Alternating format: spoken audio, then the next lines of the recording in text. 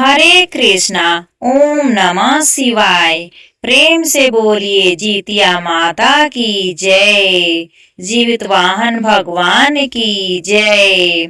आज कृष्ण पक्ष अश्विन माह की 9वीं तिथि है और आज महापवित्र जीतिया व्रत की पारण का दिन है। प्रिय भक्तजन, कल की व्रती महिलाएं बहनें आज की पारण कथा को अवश्य ही श्रवण करें ताकि आपका व्रत खर जीवतिया के साथ पूर्ण हो। इस पवित्र कथा को सुनने मात्र से संतान दीर्घ आयु वाला होता है तथा वंश को बढ़ाता है। तो आज मैं सुनाती हूँ आपको जीतिया पारण की बड़ी ही दुर्लभ पवित्र व्रत कथा। तो आप सभी भक्तगण इस कथा को बड़ी श्रद्धा और प्रसन्नचित मन से सुनिएगा। एक समय की बात है, एक राजा थे। उनकी 2 रानियां थीं। दोनों रानी के कोई संतान ना थी। राजा और रानी सभी मंदिरों में जाकर पूजा पाठ किया करते थे और महल में भी पूजा पाठ करते थे। भगवान से विनती करा करते थे। फिर भी दोनों रानियां मां नहीं बन पाई। एक बार एक सन्यासी उस राज्य में आए थे। राजा के दरबार में भी खबर पहुंची कि वे सन्यासी बहुत ही महात्मा हैं, क्यों ना उन्हें बुलाकर इस समस्या को हल करने की कोशिश की जाए। राजा ने कहा कि सन्यासी को आदर सहित महल में बुला लिया जाए। वे महात्मा जब महल में पहुंचे, राजा ने दोनों रानियों से कहा, महात्मा का सत्कार बड़े आदर के साथ होना चाहिए। बड़ी रानी उसी वक्त तैयार हो गई और महात्मा को बड़ी आदर के साथ खिलाने लगी तथा छोटी रानी महात्मा के फटे कपड़ों की ओर देखती और उनकी सेवा करने से आनाकानी करती। छोटी रानी को अपने रूप और रंग का बड़ा घमंड था। कुछ दिनों बाद महात्मा जाने की तैयारी करने लगे। जाने से पहले बड़ी रानी को उन्होंने आशीर्वाद दिया। बड़ी रानी तो बहुत खुश हो गई। अब राजा की बारी आई तो राजा ने उन्हें प्रणाम करते हुए कहा, हे महात्मन, आप तो आशीर्वाद बड़ी रानी को ही दे रहे हैं। आप कुछ ऐसा दीजिए जिससे मुझे समझ में आए कि आपने उन्हें क्या दिया है। तब महात्मा ने कहा, हे राजन, आप बड़े ही भोले हैं। मेरा आशीर्वाद दोनों रानियों के साथ है, किंतु जिसने मेरा तन मन से सेवा किया है, मैं उसे विशेष आशीर्वाद देता हूँ। तथा हे राजा, अगर आप चाहते हैं कि आपकी छोटी रानी भी गर्भवती हो, इसके लिए छोटी रानी तथा बड़ी रानी को जीवित वाहन भगवान की पूजा करना होगा। जीतिया पूजा करनी होगी, उसका व्रत रखना होगा। हे राजन, कुछ ही दिनों में जीतिया व्रत आने वाला है। कितनी बातों का ध्यान रखिएगा कि जीतिया व्रत के बाद उसका पारण बड़ी ही विधि विधान से करना। इस जीतिया पारण के दिन आप रानी से कहिएगा कि वे अपना जीतिया घर रखें, तो आपकी दोनों रानियों का व्रत खर जीतिया हो जाएगा और आपका पुत्र दीर्घ आयु होगा। महात्मा ने कहा, हे राजन, मैं आपको 2 फल देता हूँ, इसे आप रानी को दे दीजिएगा, जिससे रानी खाकर गर्भवती हो जाएगी। प्रिय भक्तगणों, यह बात कहकर ऋषि मुनि अलख निरंजन कहते हुए वहां से प्रस्थान करते हैं। अब कुछ ही दिनों बाद जीतिया का व्रत आता है और जीतिया का व्रत छोटी रानी भूल जाती है। उन्हें इस व्रत को नहीं किया तथा बड़ी रानी को यह सब कुछ याद था। उन्होंने जीतिया का व्रत किया और विधि विधान से सुबह उसका पारण भी किया।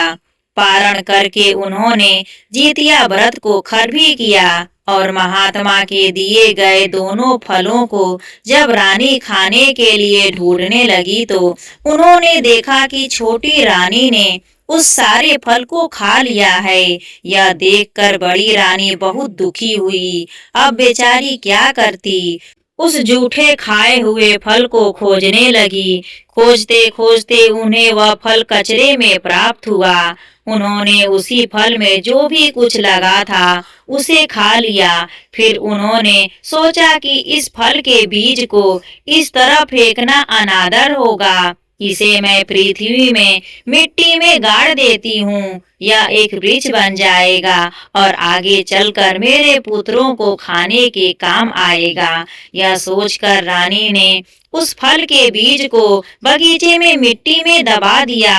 अब इधर देखिए, सचमुच में कुछ ही दिनों बाद वह रानी गर्भ से हो गई। यह खबर राजा के पास पहुँचते ही राजा बहुत खुश हुए। प्रजा तक भी खबर पहुंच गई कि राजा अब पिता बनने वाले हैं।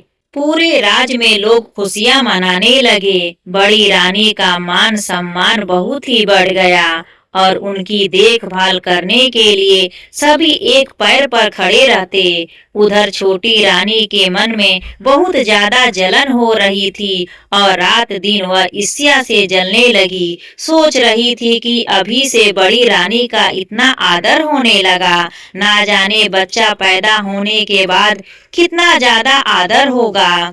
उसने महल के दाई को बुलावा भेजा और उसे ढेर सारा सोना देकर अपने साथ शामिल कर लिया और दोनों मिलकर कुछ बहुत ही बुरा कपट और षड्यंत्र करने लगे। समय पर रानी ने 2 सुंदर बच्चों को जन्म दिया, एक बेटी और एक बेटा। दाई ने तुरंत बच्चों को एक डालिये में रखकर छोटी रानी के पास ले गई और उसके बाद बड़ी रानी के पास 2 बड़े बड़े पत्थर रख दिए।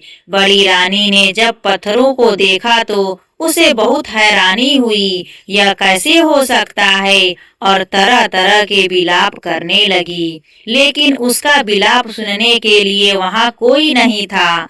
उधर राजा खुशी से झूमते हुए बड़ी रानी के पास पहुँचे और जब उन्होंने देखा कि बड़ी रानी 2 पत्थरों को आश्चर्य से देख रही हैं, राजा वहीं रुक गए और दाई से पूछने लगे कि क्या बात है। दाई ने कहा कि बच्चे नहीं हैं महाराज, पत्थर निकले हैं। राजा को बहुत गुस्सा आया। बड़ी रानी को उसी समय महल से निकाल दिया और उसे अपने खेतों में, कौवा हकनी खेतों में कौओं को उड़ाने का काम करने लगी। अब रानी को कौवा हकनी बना दिया। पूरे राजमहल में यह बात फैल गई कि बड़ी रानी ने ईंट पत्थर को जन्म दिया है। उधर छोटी रानी अपने 2 चौकीदारियों को बुलाकर वह डालियां दे दी और उसने कहा, इसमें 2 बच्चे हैं, दोनों को ले जाओ और मार डालो और सबूत के तौर पर इनकी आंखें और दिल निकाल कर ले आना। दोनों चौकीदार डालिये को लेकर जंगल में गए। डालिया खोलकर दोनों बच्चों को जब देखा तब दोनों ने निश्चय किया कि बच्चों को वहीं छोड़ देंगे, क्योंकि बच्चे इतने सुंदर थे कि वे दोनों चौकीदार उसे मार ना सके। उनका कलेजा कांपने लगा। भगवान बच्चों की रक्षा करेंगे, यह सोचकर वहीं डालियां रखकर दोनों ने सियार को मारकर उसकी आंखें और दिल निकालकर वापस महल में आ गए। छोटी रानी ने जब पूछा, उन्होंने कहा कि हाँ रानी साहिबा, आपका काम हो गया। दोनों सबूत के तौर पर सियार की आंखें और दिल रानी को दे देते हैं। रानी ने उन आंखों और दिल को पकाया और खा गई। उधर बड़ी रानी दिन भर कौवे उड़ाती रही और रात भर पूजा पाठ करती। उधर दोनों बच्चों को एक कुम्हार जो कि जंगल में लकड़ियां बीनने गया था, उन्हें अपने साथ उठा लाया। उनका पालन पोषण करने लगा। दोनों बच्चों जब 5 वर्ष के हो गए तब छोटी रानी कहीं जा रही थी। रास्ते में उसने देखा एक 5 साल का बच्चा मिट्टी के घोड़ों को पानी पिला रहा था और उसके बराबर की एक बच्ची अपनी गुड़िया को तैरना सिखा रही थी। बच्चे कहते हैं, चल मेरे घोड़े पानी पी, टुबुक टुबुक। बच्ची कहती है, चल मेरी गुड़िया तैरना सीख, फुदुक फुदुक। यह सुनकर छोटी रानी हंसने लगी और कहा, कहीं मिट्टी का घोड़ा पानी पीता है या मिट्टी की गुड़िया तैरती है। दोनों बच्चों ने एक साथ कहा, क्यों नहीं, जब एक रानी ईंट और पत्थर को जन्म दे सकती है तो यह पानी क्यों नहीं पी सकता। यह सुनकर रानी को धक्का लगा। उसे पता चल गया कि यह दोनों बच्चे वही हैं। किसी तरह इन्हें खत्म करना होगा। अब देखिए वह छोटी रानी कितनी दुष्ट निकली। छोटी रानी ने बीमारी का नाटक शुरू कर दिया। कई वैद्य आ गए पर कोई फायदा नहीं होता दिखा। राजा ने हार कर रानी से उसका मर्म पूछा तो रानी ने बताया, मुझे उन दोनों कुम्हारों के बच्चे का कलेजा ही ठीक कर सकता है। मुझे उनका कलेजा ला कर दे दो, मैं स्वस्थ हो जाऊंगी। राजा ने सैनिकों को आदेश दिया कि उन बच्चों का कलेजा ले आओ। सैनिक उन बच्चों का कलेजा लेने निकल पड़े। सैनिकों को आता देखकर बच्चे जंगल की ओर भागे और एक बांस और एक चंपा के पेड़ में बदल गए। सैनिकों को जब बच्चे कहीं नहीं मिले तो उन्होंने कुत्ते को मारकर उसका कलेजा ले आए और राजा को सौंप दिया। रानी खुश होकर अब ठीक हो गई। रानी तो कभी बीमार ही नहीं थी, तो वह ठीक तो हो ही जाएंगी। अब देखिए रानी हमेशा पूजा पाठ करने के लिए फूल लाने सिपाही को भेजती हैं। एक दिन आसपास कोई फूल नहीं मिले। अब सिपाही जंगल से फूल लाने गया। जंगल में सिपाही ने देखा कि बड़े सुंदर चंपा फूल लगे हुए थे। चंपा और बांस का झाड़ आसपास उगे हुए थे। सिपाही फूल तोड़ने के लिए जैसे ही नजदीक गया, चंपा के झाड़ ने कहा, ए भैया बांस। बांस के पेड़ ने कहा, क्या बहनी चंपा। चंपा ने कहा, राजा के सिपाही फूल तोड़ने आ रहे हैं। बांस ने कहा, लग जा बहन आकाश। जैसे ही बांस ने कहा वैसे ही चंपा का झाड़ ऊपर की ओर बढ़ने लगा। बढ़ते बढ़ते वह इतना बढ़ गया कि सैनिक फूल तक नहीं पहुंच पाए। सैनिक आश्चर्यचकित हो गए और उस फूल को देखते रहे। सैनिक दौड़ते हुए सेनापति के पास पहुँचे और उन्हें सारी बात बताई। सेनापति ने विश्वास ही नहीं किया। यह सब क्या कह रहे हो? सैनिक ने कहा, आप एक बार हमारे साथ जंगल में चलकर तो देखिए। सेनापति सभी सैनिकों को लेकर अपने साथ चल पड़े। जैसे ही सेनापति चंपा और बांस के पास पहुँचे, चंपा ने कहा, ए भैया बांस। बांस ने कहा, क्या बहनी चंपा। चंपा ने कहा, राजा के सैनिक फूल तोड़ने आ रहे हैं। बांस ने कहा, लग जा बहनी आकाश। चंपा का झाड़ बढ़ते बढ़ते और ऊंचे तक पहुंच गया। सेनापति बहुत ही डर गया। दौड़ते दौड़ते वही मंत्री के पास गया और मंत्री भी चल पड़े चंपा को देखने के लिए। अब देखिए चंपा को ऊपर से दूर तक दिखाई दे रहा था। उसने दूर से ही देख लिया कि मंत्री जी आ रहे हैं। ए भैया बांस। बांस ने कहा, क्या बहनी चंपा। चंपा ने कहा, राजा के मंत्री फूल तोड़ने आ रहे हैं। बांस ने कहा, लग जा बहनी आकाश। मंत्री जैसे ही पेड़ तक पहुँचे, पेड़ और ऊपर उठ गया। मंत्री जी सीधे पहुँचे राजा के दरबार में। राजा ने कहा, इतना घबरा क्यों रहे हो। मंत्री ने कहा, आप इसी वक्त सब कुछ छोड़िए और हमारे साथ जंगल में चलिए। देखिए एक चंपा और बांस का पेड़ है जो हमारे जाते ही आकाश को छू लेते हैं। पता नहीं क्यों उसमें क्या है। मुझे तो लगता है कि कोई भूत और प्रेत का चक्कर है। सारी बात सुनकर राजा ने कहा, मेरी छोटी रानी भी मेरे साथ चलेगी। यह तो उन्हें ही देखना चाहिए। छोटी रानी को खबर देने वही सैनिक पहुँचे जिन्होंने उन बच्चों को वहाँ फेंका था।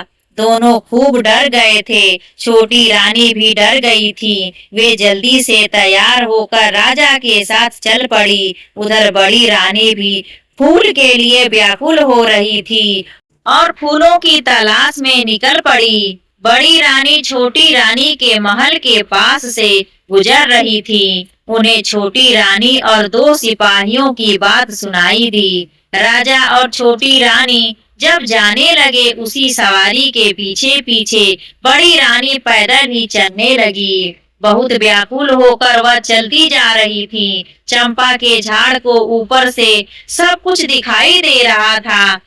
यह कृपा तो भगवान जीवित वाहन का था। उन्होंने चंपा और बांस को आशीर्वाद दिया था। जैसे ही वह पास पहुँचे तो चंपा ने कहा, हे भैया बांस। बांस ने कहा, क्या बहनी चंपा।